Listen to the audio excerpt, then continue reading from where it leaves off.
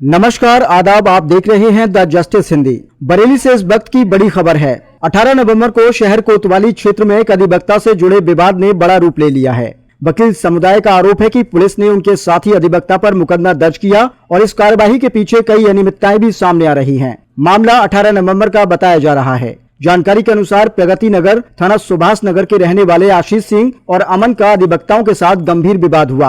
आरोप है कि दोनों ने जानबूझकर अपनी गाड़ी अधिवक्ताओं की सीट के सामने खड़ी कर दी और टक्कर मार दी, गंदी गालियां दी और बीच बचाव करने आए अधिवक्ता बाबूराम और अधिवक्ता शकील हुसैन पर जान से मारने की नियत से हमला कर दिया। अधिवक्ताओं का कहना है कि आरोपियों ने लोहे की रॉड से प्रहार कर गंभीर चोटें पहुंचाई और प्रशासनिक भवन के भीतर घुसकर अभद्रता की। वकीलों ने आरोपियों को पकड़कर मौके पर बैठा लिया और बाद में पुलिस को सूचना देकर उन्हें पुलिस के हवाले कर दिया। अधिवक्ताओं का आरोप है कि थाना कोतवाली पुलिस ने SC/ST एक्ट और अन्य गंभीर धाराओं में मुकदमा दर्ज होने के बावजूद आरोपियों को थाने से रिलीज कर दिया। वकीलों का यह भी आरोप है कि पुलिस ने उल्टा उन्हीं अधिवक्ताओं के खिलाफ मुकदमा दर्ज कर दिया, जबकि CO प्रथम ने उन्हें भरोसा दिया था कि वकीलों पर कोई मुकदमा दर्ज नहीं किया जाएगा। इस पूरे मामले को लेकर अधिवक्ताओं ने आज DIG बरेली अजय कुमार साहनी को एक ज्ञापन सौंपा और दोषी पुलिसकर्मियों पर कार्यवाही की मांग की है। अधिवक्ताओं ने यह भी आरोप लगाया कि आरोपी उन्हें लगातार धमकियां दे रहे हैं और उनकी सुरक्षा को गंभीरता से नहीं लिया जा रहा। DIG बरेली ने आश्वासन दिया है कि पूरी घटना की जाँच की जाएगी और दोषियों पर कड़ी कार्यवाही की जाएगी।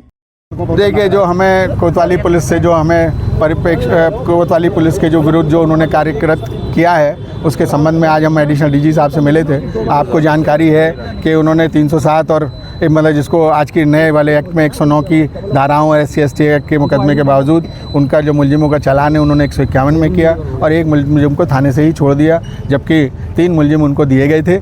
और उसके बावजूद जो है उनको जब रिमांड रिफ्यूज़ कराया गया, हमारे श्री मल्होत्रा जी जो बार काउंसिल के सदस्य हैं और पूर्व अध्यक्ष रहे हैं, वो हमारे साथ कंधे से कंधा मिला के खड़े रहे। सब पूरी चीज़ें बात हुई, सारा कुछ हुआ और ये आश्वासित किया गया था कि हम जो है इसमें सुसंगत धाराओं में इसका चालान करेंगे। लेकिन अगले दिन मालूम चला कि जो 2 मुलजिम थे जो गिरफ्तार थे उनको भी छोड़ दिया गया। तो हम लोग आज इसी परिप्रेक्ष्य में मिलने आए थे। एडिशनल DG साहब से मिलने का था, लेकिन ये दुर्भाग्य हमारा कि उनसे मुलाकात नहीं हो पाई, वो छुट्टी पे थे। तो DIG साहब ने को हम ज्ञापन दिया है इस संबंध में कि उनकी सुसंगत क्या कुछ हुआ था। विवाद ये हुआ था कि वहाँ पे एक मोटरसाइकिल में टक्कर मारी गई अधिवक्ता की और वो जो तीनों लोग थे उन लोगों ने बदतमीज़ी करी, उनको जो है थप्पड़ वप्पड़ से मारा। फिर उसके बाद उन्होंने हेलमेट से मारा। जैसे आप जानते हैं कि अधिवक्ता शांतिप्रिय होता है, वो पहले की पूर्व की तरह उन लोगों को बचाने के लिए जब कितने अधिवक्ता इकट्ठे हो गए थे सचिव साहब के कमरे में, उनको जो है रखा गया। लेकिन वहाँ पे भी उन लोगों ने बदतमीज़ी करी और वहाँ पे एक रॉड पड़ी थी जिससे उससे अधिवक्ता साथी पे हमला किया गया। आज क्या कुछ आश्वासन दिया DIG ने? DIG साहब ने आश्वासन दिया है कि जांच आपकी जो है CO थर्ड करेंगे।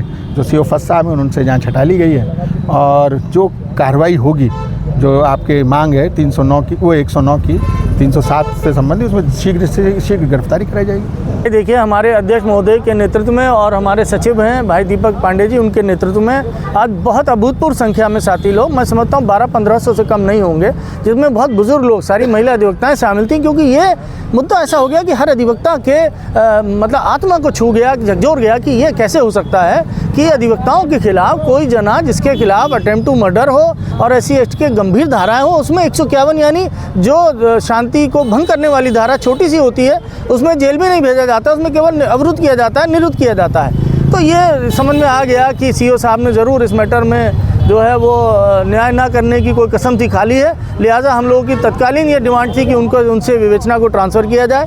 वो SP सिटी साहब ने हमको विश्वास दिलाया। आज DIG साहब ने बताया कि वो कर दी गई है और CO थर्ड के पास वो हमारी विवेचना चली गई है। इसके लिए मैं बार के सभी पदाधिकारियों का और अपने अधिवक्ता सभी जितने बार एसोसिएशन के हमारे साथी लोग हैं उन सबका बहुत बहुत धन्यवाद करता हूं। DIG साहब हम लोगों के बीच में आए और उस समय हालांकि वो उनकी बड़ी अच्छी बात है कि वो सूम जलपान के लिए बस निकलने ही जा रहे थे, लेकिन वो रुके वहाँ पर, उन्होंने हमारी बात को सुना और उन्होंने हमें कुछ वादे अंदर किए हैं। बाहर आकर उन्होंने बता दिया है कि विवेचना को पहला ट्रांसफ़र कर दिया गया है और दूसरा विवेचना अब 151 का मसला नहीं है, ये मसला 109 और 300 और SC/ST एक्ट के तहत ही विवेचना आगे चलेगी।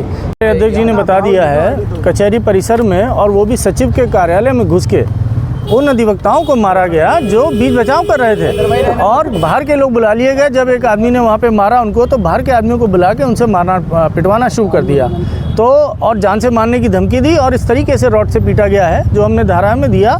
और वहाँ पे FIR दर्ज हुई 109 यानी 307 और SC/ST एक्ट में। हम लोग ये सोच के निश्चिंत है कि चलिए अब न्याय होगा इसमें, लेकिन पता चला कि अगले दिन उन लोगों को, उनमें से जो मुख्य मुलजिम था उसको छोड़ दिया गया है, और मामले को रफा दफा करने की नीयत से, केवल प्रिवेंटिव डिटेंशन, केवल निरुद्ध करने की गरज से उनको 151 में चालान करके भेजा गया है। हम सब अधिवक्ता पढ़े लिखे लोग हैं, विद्वान अधिवक्ता, जानते हैं कि पुलिस की मंशा कहाँ पे मामले को ख़त्म कर देने की होती है। साथियों से ये बर्दाश्त नहीं हुआ और ये बात सम्मान पे आ गई। इस बात को लेके हम लोग मिले, SSP साहब और SP सिटी से हमने बात करी। उन्होंने हमें विश्वास दिलाया कि CO से, ये जो उस समय के CO हैं, उनसे ये मसला ट्रांसफ़र कर दिया जाएगा। लेकिन मामले में थोड़ी देरी हुई, और साथियों ने फिर जब मीटिंग करी है बार में, तब ये सबका निष्कर्ष निकला कि इस मैटर को जो सर्वोच्च अधिकारी हैं ADGP साहब से ये बात अपनी पहुंचाई जाए। उनसे संपर्क साधा गया तो पता चला कि वो बाहर हैं, इसलिए लिहाजा DIG साहब के आज हम लोगों ने एक बड़ी संख्या में, मैं समझता हूँ 1000, 1200, 1500 अधिवक्ता आज एक साथ था, जिसके लिए मैं सभी अधिवक्ता साथियों का धन्यवाद देता हूँ कि उन्होंने साथियों के साथ मिला सर?